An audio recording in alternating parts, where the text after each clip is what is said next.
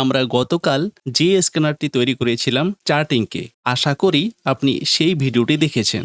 তো এখানে দুটো প্যারামিটার, প্রথমটি স্টোকেস্টিক 20 লেভেলের নিচে দুটো লাইনই ক্লোজিং দিয়েছে কিনা, আর একটি বোলিঙ্গার লোয়ার ব্যান্ডের নিচে ডেইলি ক্যান্ডেলটি ক্লোজিং দিয়েছে কিনা। কিন্তু আমাদের হয়তো একটি বিষয়ে কনফিউশন আছেই, সেটি ওয়াচ লিস্ট। আমি যদিও প্রিভিয়াস ভিডিওগুলোতে আলোচনা করেছিলাম, কিন্তু সেখানে আমি হয়তো ডিটেলস বিষয়গুলো নিয়ে আলোচনা করতে পারিনি, কারণ সেখানে আমারও ঘাটতি ছিল। তো সময়ের সাথে সাথে আমি নিজেকে যেমন ইমপ্রুভ করছি, আমি চাইবো আপনারা যারা আমার ভিডিও দেখেন এভাবেই আমরা নিজেদের ইমপ্রুভ করব। কারণ কি বলুন তো, প্রত্যেক দিন আমরা কোনো না কোনোভাবে ফ্রডের শিকার হচ্ছি। আর শেয়ার বাজার এমন একটি মাধ্যম যেখান থেকে কাউকে ঠকানোটা খুবই সহজ। উদাহরণস্বরূপ, আমি যদি এই স্ক্যানারটিকেই কোনোভাবে একটু ক্যাটাগরি করে সেল করতাম, আপনারা হয়তো অনেকেই এটিকে বাই করতেন। কারণ আমরা সবাই চাই যে বিনা পরিশ্রমেই যদি আমি একটা ভালো প্রোডাক্ট পাই, তো সেখানে অসুবিধা কিসের। আর এখানেই আমরা সুযোগ দিয়ে থাকি স্ক্যামারদের।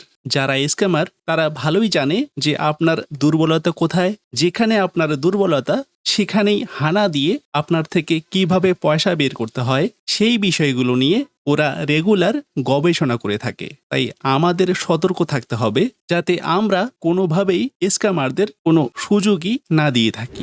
বিষয়টি নিয়ে আমি এজন্যই বললাম যে আমরা সোশ্যাল মিডিয়ায় ভীষণ অ্যাক্টিভ, বিশেষ করে ফেসবুক। সেখানে আমরা বিভিন্ন রকমের শেয়ার মার্কেট রিলেটেড পোস্ট দেখতে পাই, যেখানে ক্লিক করলেই হয়তোবা ডিরেক্ট কোনো একটা হোয়াটসঅ্যাপ গ্রুপে জয়েন হয়ে যায়। আর সেখানে জয়েন হওয়ার পর বিভিন্ন রকমের ফ্রি অ্যাডভাইস আমরা খুব সহজেই পেয়ে যাই।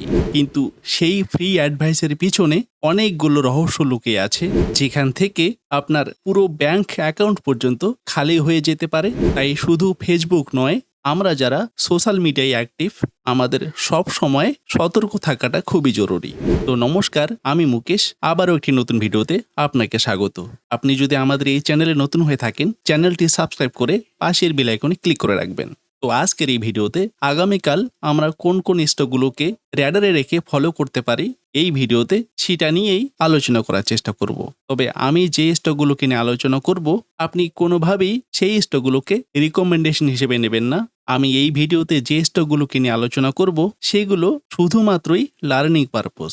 যদি আপনি এই সমস্ত স্টকে ট্রেড করে থাকেন, অবশ্যই নিজস্ব অ্যানালাইজ করে নেওয়া খুবই জরুরি। তো আমি প্রথমে এই স্ক্যানারটিকে রান করব, দেখে নেওয়ার চেষ্টা করব যে লাস্ট ট্রেডিং সেশনে কোনো একটা স্টোকেস্টিক 20 লেভেলের নিচে এবং বোলিঙ্গার লোয়ার ব্যান্ডের নিচে ক্লোজিং দিয়েছে কিনা।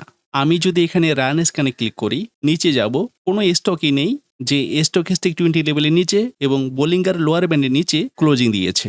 আমি যদি আরও নিচে যাই, এখানে দেখুন লাস্ট যে ক্যান্ডেলটি পড়ে আছে এটি 4 জুনের ক্যান্ডেল। এখানে যদি আমি ক্লিক করি, এখানে 4/7/2024 অয়েল ইন্ডিয়া এই স্টকটি দুটো প্যারামিটারই ম্যাচ করেছে। আমি যদি এই স্টকটির টেকনিক্যাল চার্টটি দেখে নিতে চাই, তো ডিরেক্ট আমি এখানে ক্লিক করব। এখানে দেখুন যে স্টকটির প্রাইস ছিল 750-এর মতো, সেই স্টকটি এখানে দাঁড়িয়ে আছে 489-এ। তো এটি কি ঘটনা? এই বিষয়টি ক্লিয়ার করার জন্য আমি যাব ফায়ার্সের টেকনিক্যাল প্ল্যাটফর্মে। এখানে দেখুন এই ক্যান্ডেলটি 10ই জুনের, এখানে লেখা আছে বি। আমি যদি বি এর উপর কার্সর নিয়ে যাই, এখানে লেখা আছে বোনাস অ্যাডজাস্টেড 3:1। তো তার মানে এখানে আমাদের ঘাবড়ানোর কোনো ব্যাপারই নেই। মানে এখানে যেভাবে দেখাচ্ছে এটি আসলেই বাস্তবে নয়, এটি আসলেই বোনাসের কারণে। এখানে অ্যাডজাস্ট হতে অনেকটাই সময় নিয়েছিল, তাই এখানে টেকনিক্যাল চার্টটি এরকম। কিন্তু আমরা যদি ফায়ার্সের টেকনিক্যাল চার্টটি দেখি, এখানে কিন্তু স্টকটি বোলিঙ্গার লোয়ার ব্যান্ডের নিচে ক্লোজিং দেয়নি, কিন্তু স্টোকেস্টিক 20 লেভেলের নিচে দুটো লাইনই ক্লোজিং দিয়েছে। এবারে যদি আমরা এই প্যারামিটারটিকে বন্ধ করে এই স্ক্যানারটিকে রান করি, দেখে নেব কোনো স্টক আছে কিনা স্টোকেস্টিক 20 লেভেলের নিচে ক্লোজিং দিয়েছে। আমি এই সুইচটিকে অফ করে দিয়ে এখানে রান স্ক্যানে ক্লিক করলাম। নিচে গিয়ে দেখে নেওয়ার চেষ্টা করব। এখানে দেখুন টোটাল 8টি স্টক শুধুমাত্র স্টোকেস্টিক 20 লেভেলের নিচেই ক্লোজিং দিয়েছে। আমি যদি মতিলাল ওসওয়ালের একবার টেকনিক্যাল চার্টটি দেখতে চাই, এখানে ক্লিক করলেই টেকনিক্যাল চার্টটি ওপেন হয়ে গেছে। এখানে অনেকগুলো দিন শুধুমাত্র স্টোকেস্টিক 20 লেভেলের নিচে দুটো লাইনই ক্লোজিং দিয়েছে। এখানেও ক্লোজিং দিয়েছিল, এখান থেকে কিন্তু আমাদের টার্গেটটি হিট করে দিয়েছিল। কতদিনে হিট করেছে আমরা একবার সেটাই দেখে নেওয়ার চেষ্টা করব। এখানে ফার্স্ট 8ই মে স্টকেস্টিক 20 লেভেলের নিচে স্টকটি ক্লোজিং দিয়েছিল। আমরা এন্ট্রি করেছিলাম এখানে 9ই মে। মার্কেট ওপেন হওয়ার সাথে সাথেই আমরা যদি এন্ট্রি করে থাকি, এখানে এন্ট্রি করার পর টার্গেট ছিল আমাদের 5%। তো 5% টার্গেটটি কতদিন হিট করেছে?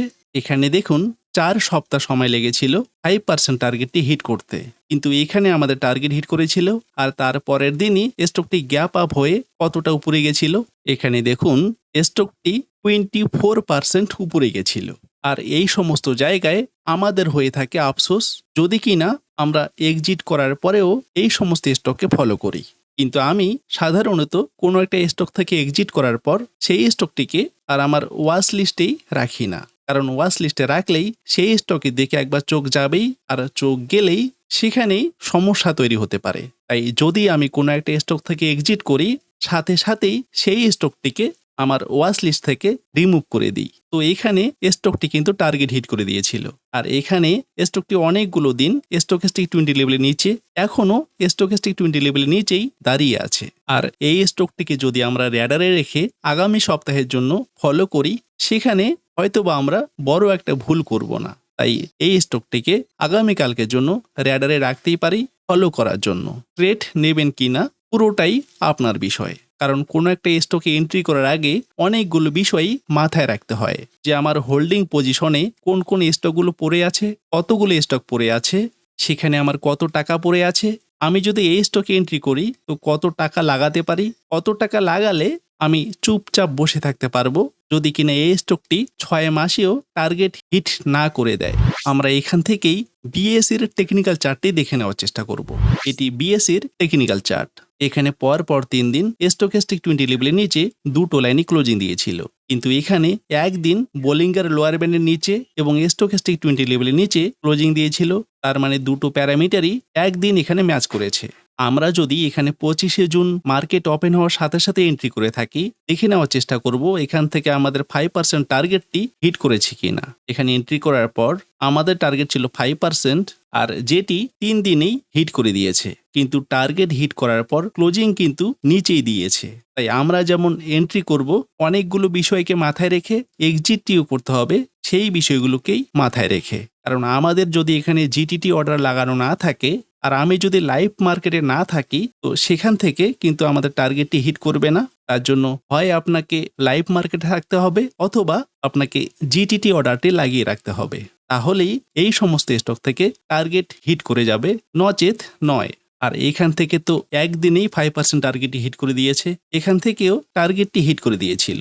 আর এই স্টকটি আবারও এখানে স্টকেস্টিক 20 লেভেলের নিচে ক্লোজিং দিয়েছে, কিন্তু বোলিঙ্গার লোয়ার ব্যান্ডের নিচে স্টকটি ক্লোজিং দেয়নি।